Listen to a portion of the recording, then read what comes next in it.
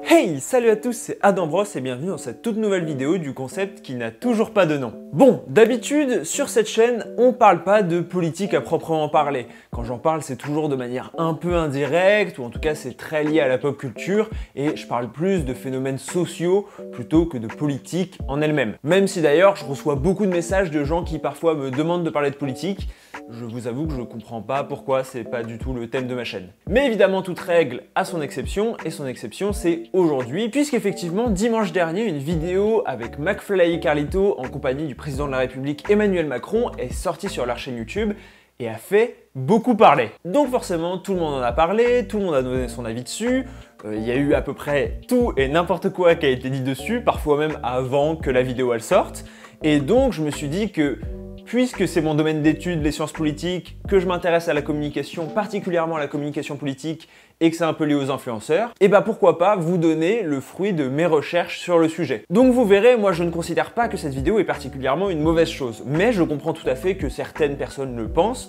et d'ailleurs je vous attends en commentaire. J'ai essayé de faire en sorte que la vidéo soit au maximum équilibrée. Quand je donne une thèse, j'essaye toujours de donner et de montrer qu'il y a des critiques. Si jamais j'ai oublié d'aborder des points, si jamais vous êtes tout simplement pas d'accord avec ce que je dis, ou qu'il y a des études que j'ai pas vues, ou des concepts que j'ai pas abordés, j'imagine qu'il y a plein de gens qui seront d'accord avec moi, et qu'il y a plein de gens qui ne seront pas d'accord avec moi. Du coup, pour la vidéo, dans un premier temps, on va revenir sur le principe même de la communication politique. Parce qu'en fait, c'est complètement ça, et je trouve que c'est un sujet qui est assez peu abordé quand on parle de la vidéo. Ensuite, on va aborder le fait que les hommes et les femmes politiques arrivent de plus en plus sur les réseaux sociaux, et notamment sur YouTube, et surtout, quelle influence ça peut avoir sur le vote et sur les citoyens. Puis enfin, on abordera le cas spécifique de la vidéo de McFly et Carlito avec Macron, qui a vraiment ses spécificités. Donc dans un premier temps, je souhaite revenir sur le principe même de la communication politique. C'est un concept dont le nom a émergé ces dernières années, mais qui existe en fait depuis quasiment toujours, depuis l'existence de la politique, et qui avant s'appelait propagande. La définition exacte est alors un concept désignant un ensemble de techniques de persuasion mises en œuvre pour propager avec tous les moyens disponibles une idée, une opinion, une idéologie,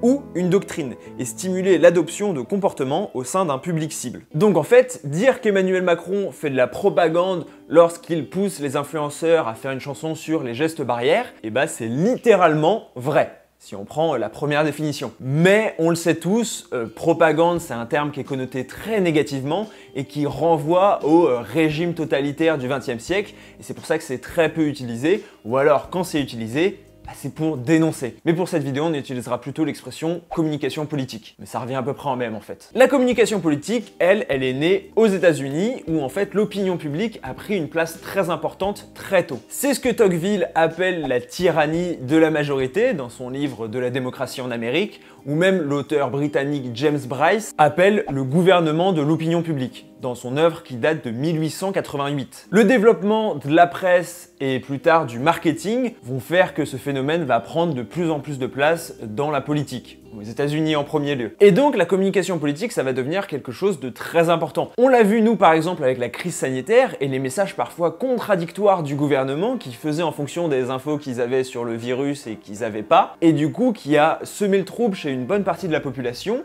Et ça, c'était un problème de communication politique, typiquement. La communication politique, ça ne se résume pas à améliorer son image en vue d'une élection. C'est une des composantes de la communication politique, et c'est celle sur laquelle on va se pencher aujourd'hui, mais je pense qu'il est important de garder à l'esprit que c'est pas la seule. Bon, maintenant que c'est dit, il existe quand même des critiques légitimes à la communication politique en elle-même. Certains considèrent que le gouvernement, ou même les députés, sont des fonctionnaires, et ne devraient pas user de techniques marketing pour exercer leur profession. Mais dans ces cas-là, c'est quasiment le principe même de l'élection qu'il faudrait remettre en cause, parce que qui dit élection, qui dit technique de persuasion pour agréger un maximum de voix, et qui dit communication politique. C'est très compliqué de les dissocier. Mais par exemple, on pourrait recourir au tirage au sort pour les députés. C'est un système politique qui pourrait exister. Également, on peut considérer qu'il faudrait encadrer un maximum la communication politique et la restreindre le plus possible. C'est le cas lors des élections présidentielles avec le CSA qui donc détermine le temps de parole de chaque candidat et qui interdit de prendre la parole en public quelques jours avant le scrutin. Bon voilà, maintenant qu'on est à peu près tous calés sur le sujet, il convient de se pencher sur le sujet qui nous intéresse aujourd'hui, à savoir l'arrivée des hommes et des femmes politiques sur les réseaux sociaux. Comme d'habitude, c'est une idée qui vient d'abord de l'étranger et des États-Unis. Le premier à s'en être vraiment servi pour accéder au pouvoir, c'est Barack Obama en 2008. À l'époque, pas d'utilisation de YouTube, Twitch encore moins, ni même de Twitter qu'il utilisait assez peu, mais principalement Facebook et MySpace. Obama avait 2 à 3 fois plus d'abonnés que ses concurrents et avait réussi à fédérer une vraie communauté et même à financer une partie de sa campagne grâce à ça, ce qui était révolutionnaire à l'époque. Et dans son équipe de campagne se trouvait un certain Chris Hughes, que vous connaissez probablement pas, mais qui est le cofondateur de Facebook. Heureusement que ça s'est pas passé en France parce que je pense que ça aurait fait un énorme scandale. En 2015, Barack Obama remet ça en se faisant interviewer par des youtubeurs, qui pareil à l'époque, c'était quelque chose qui était assez impensable. Et ensuite, ça s'est poursuivi et c'est devenu la norme aux États-Unis, avec Trump en 2016 qui doit une partie de son élection à son activité sur Twitter et à ses tweets qui ont su fédérer aussi une communauté. Mais on peut évidemment penser aux publicités ciblées sur les différents réseaux sociaux qui étaient déjà utilisées par Obama, mais qui ont été particulièrement utilisées par Trump. Et derrière, il y a eu le fameux scandale Cambridge Analytica où on se rendait compte qu'en fait, ils utilisaient les données personnelles des gens pour les inciter à voter pour un parti plutôt qu'un autre. Quand une tendance a lieu aux États-Unis, il ne faut pas attendre très longtemps avant de la voir en France. Alors, en France, je trouve qu'il est plus compliqué de donner une date précise de l'arrivée des hommes et des femmes politiques sur les réseaux sociaux, mais globalement, on peut dire que ça s'est fait petit à petit, et particulièrement à partir de 2017, où tout le monde a pris conscience de l'enjeu et du potentiel des réseaux sociaux. Et celui qui a tout écrasé à ce moment-là, c'est clairement Jean-Luc Mélenchon. Très bien conseillé par Antoine Léaumont, qui était donc responsable de sa stratégie numérique, le candidat de la France Insoumise lance un format hebdomadaire sur YouTube où il répond aux questions et répond à l'actualité, tout en reprenant les codes de la plateforme, et clairement, ça cartonne. Il réalise aussi des live Twitch pour mettre en œuvre son programme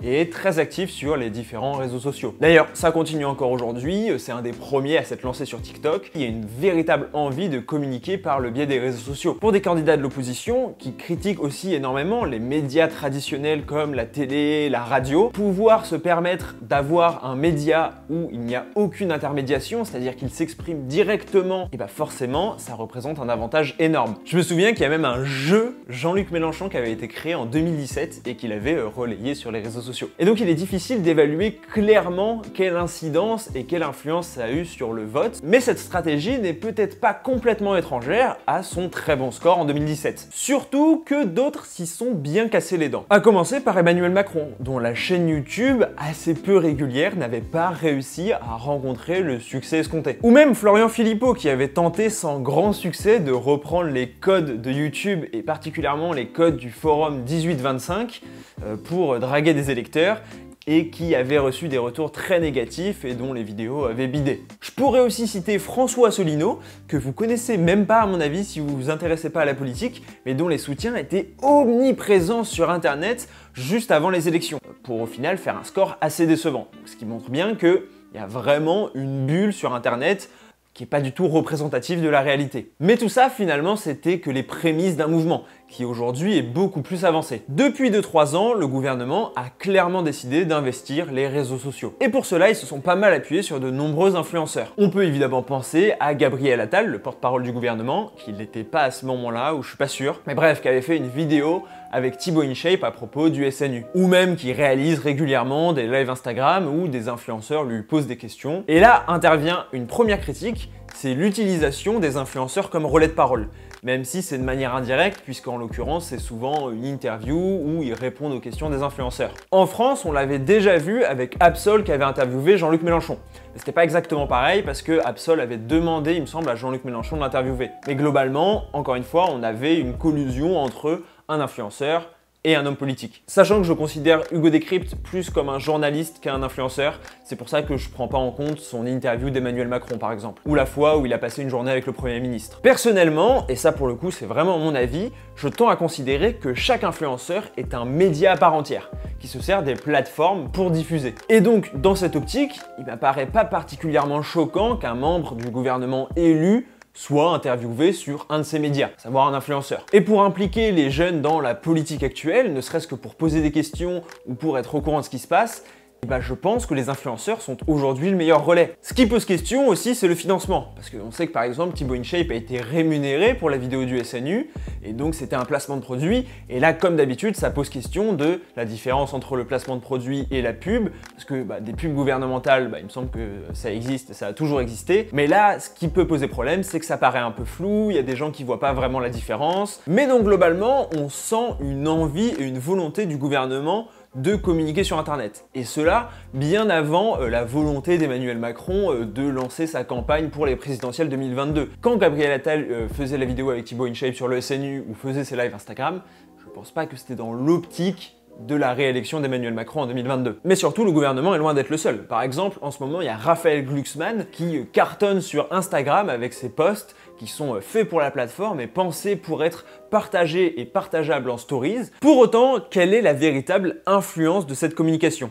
Quelles en sont les conséquences? Eh bah, je me suis penché sur les études qui s'y intéressent justement. Pendant très longtemps, le modèle qui prédominait de la communication et notamment de la communication politique, c'était celui de la seringue hypodermique. Selon ce modèle, en gros, on recevrait un message et on serait complètement influencé. Comme une seringue avec laquelle on injecterait des idées aux gens qui seraient, eux, complètement passifs. Mais ce modèle du début du XXe siècle est notamment remis en cause au milieu des années 50 par Lazarsfeld et Katz, qui pensent, eux, quasiment tout le contraire. Il s'agit de deux chercheurs qui étudient l'influence des médias dans le cadre des élections présidentielles. Donc globalement, exactement le sujet qui nous intéresse. Et le résultat, selon eux, l'influence des médias est assez, voire très limitée. C'est principalement notre entourage et ce qu'ils appellent des leaders d'opinion.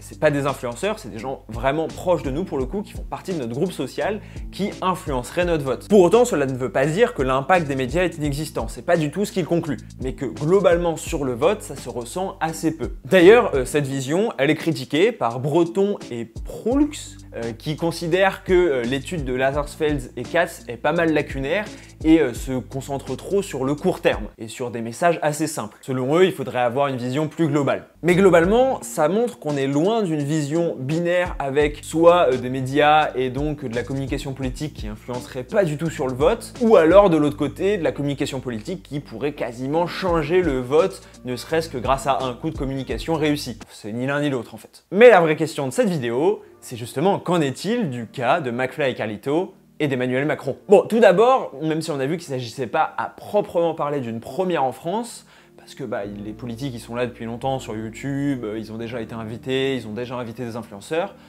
Globalement, c'est la première fois qu'on a un phénomène de cette ampleur. Il faut aussi rappeler que le contexte social est particulièrement compliqué. On est en pleine crise sanitaire et surtout, et ça c'est très important, on va y revenir, à un an de l'élection présidentielle de 2022. Emmanuel Macron est un président qui, comme tous les présidents, est contesté par une partie de la population. Si on regarde les sondages, il est à 37% de Français satisfaits de son action, ce qui est mieux que ses prédécesseurs, à savoir Nicolas Sarkozy et François Hollande, qui étaient beaucoup plus bas, mais c'est moins bien que ceux d'encore avant, qui étaient plutôt aux alentours de 50% à ce moment-là. Si je vous dis ça, c'est pour montrer qu'il y a une partie de la population qui est foncièrement opposée à Emmanuel Macron, et qui aura donc un biais négatif en voyant la vidéo de McFly et Carlito, et donc ils le prendront beaucoup plus facilement négativement, ne serait-ce que parce qu'ils n'aiment pas Emmanuel Macron, ils n'aiment pas son action politique. Et de l'autre côté, les gens qui l'apprécient et qui apprécient son action politique vont eux beaucoup plus avoir un biais positif. Je pense que c'est assez logique et que vous le saviez déjà, mais un rappel, ça fait pas de mal. Mais ce qui est intéressant, c'est que même du côté de McFly et Carlito, on voit de plus en plus de critiques à leur égard. Je veux dire, avant même le projet de la vidéo avec Emmanuel Macron,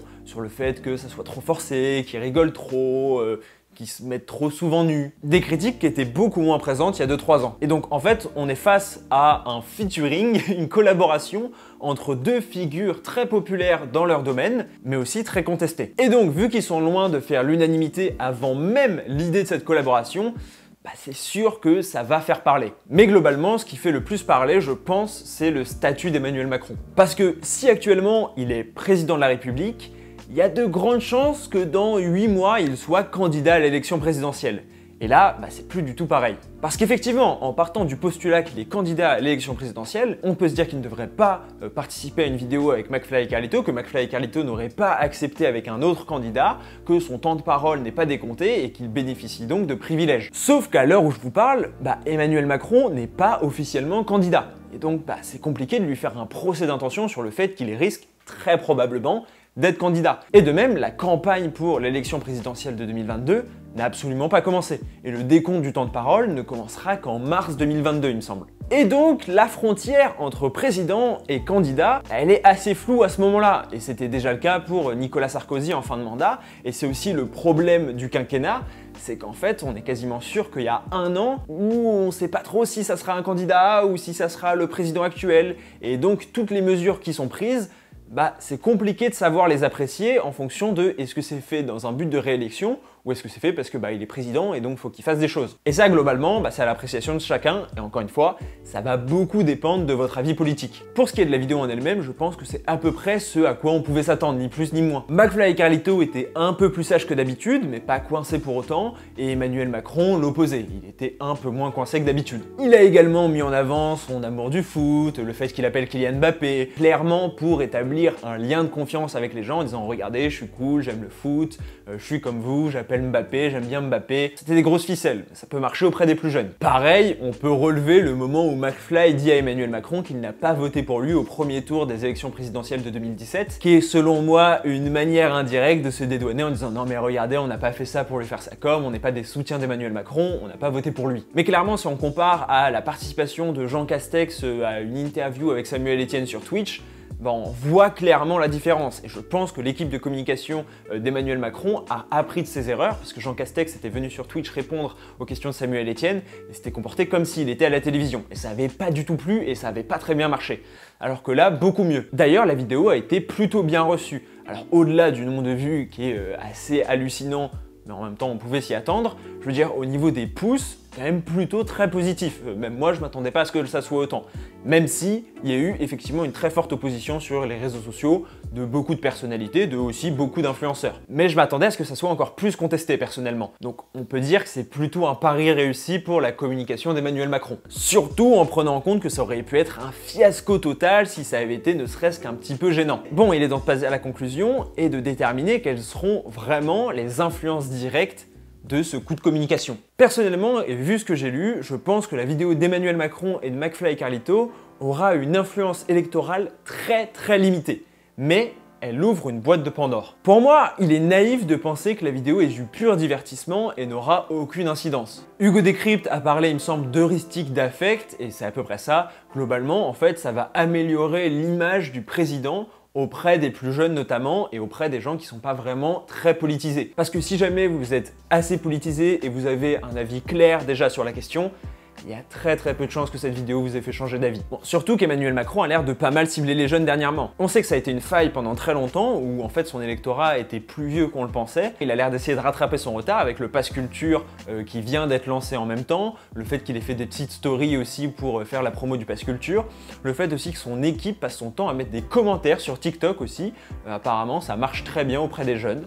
Bon, voilà, c'est dans une stratégie de convaincre les plus jeunes, ou en tout cas d'améliorer son image chez les plus jeunes. Mais l'image qu'on a d'une personne ne va pas forcément déterminer notre vote. Ça peut l'influencer, mais pas complètement. Et surtout, je pense que cette vidéo a avant tout influencé soit des gens qui sont trop jeunes pour voter en 2022, et donc en fait, qu'ils soient influencés ou pas, c'est pas très grave, soit des gens qui ne sont pas politisés et qui se reposent uniquement sur l'image pour voter pour un candidat, et dans ces cas-là, leur soutien est beaucoup trop frivole pour penser qu'ils voteront pour Emmanuel Macron dans un an. Parce que d'ici un an, il y aura plein d'événements qui vont écorcher son image, il y a d'autres candidats qui vont améliorer leur image et qui vont faire des coups de communication qui vont aider à leur image. Et si on part du principe que c'est des gens qui sont très facilement influençables et qui s'intéressent pas du tout aux idées politiques, rien nous permet de dire qu'ils s'arrêteront sur cette vidéo de Macron qui va dater d'un an, alors que probablement 3 mois avant, un autre candidat comme Jean-Luc Mélenchon en 2017 ou même n'importe qui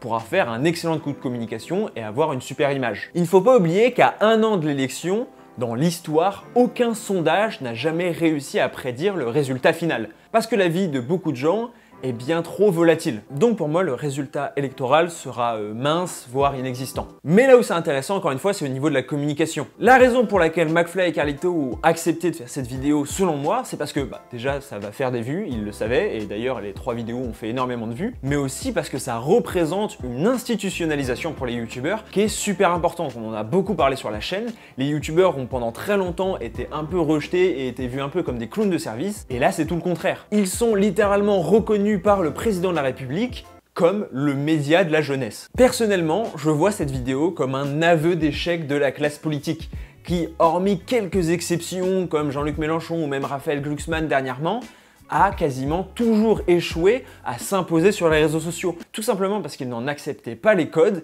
et ne voulait pas du tout s'y plier. En acceptant de participer à cette vidéo, certes, Emmanuel Macron pousse encore plus loin la place du divertissement dans la politique, qui a des dérives très concrètes et qu'on a vues et qu'il faut absolument encadrer selon moi, mais il admet surtout que le seul moyen pour le personnel politique aujourd'hui de s'adresser aux jeunes, c'est par les réseaux sociaux et par les influenceurs. On peut le déplorer, on peut le saluer, on peut s'en réjouir, mais le constat est là. Cela veut dire que des plateformes comme YouTube et Twitter, ou même Twitch plus récemment, vont prendre une place considérable dans les prochaines années dans le champ politique. Et ça s'est vu avec les élections de 2020 où Twitter a banni Donald Trump. Mais ça sera également le rôle des influenceurs qui s'engagent de plus en plus et qui participent à la politisation des plus jeunes. Et selon moi, le vrai danger n'est pas tant les politiques qui font des vidéos avec les influenceurs, mais plutôt les influenceurs politiques ou les influenceurs qui diffusent des idées politiques. Non pas que ça soit une mauvaise chose, tout le monde a le droit de le faire et je pense qu'il ne faut pas l'interdire, mais je pense que s'il y a bien un phénomène qui peut influencer le public, c'est un influenceur qui donne son avis politique et c'est un influenceur qui défend une opinion politique, bien plus qu'un partenariat entre un influenceur et un homme politique. Je pense donc que les années à venir vont être très difficiles mais très intéressantes en la matière, parce que va clairement y avoir besoin de régulation, encore une fois on l'a vu avec Trump, mais il y aura besoin même de manière globale, mais on sait bien qu'Internet c'est quasiment impossible à réguler, et surtout l'un des intérêts premiers d'Internet, et ce qui fait que toute une génération est aujourd'hui beaucoup plus sur Internet qu'à la radio ou à la télévision, c'est justement parce qu'il n'y a pas de régulation. Mais du coup, dites-moi si vous voyez d'un bon œil l'arrivée des hommes et des femmes politiques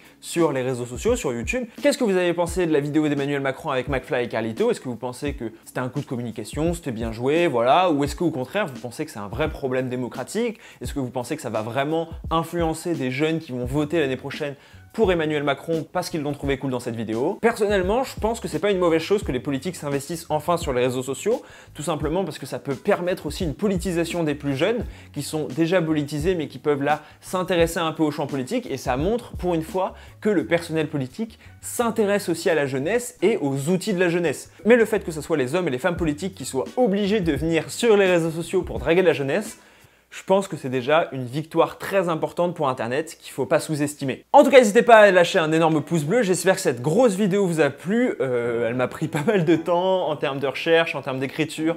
J'ai essayé de rester, comme je vous ai dit, le plus équilibré possible, même si c'est complètement impossible de l'être. Comme je vous ai dit, si vous n'êtes pas d'accord, n'hésitez pas à me le dire en commentaire, à me dire pourquoi. Et si vous êtes d'accord d'ailleurs, n'hésitez pas à me dire pourquoi aussi. Ça me fait toujours plaisir à l'ego. On se retrouve dimanche prochain à 15 h pour une nouvelle vidéo. C'était Adam Bros. Ciao!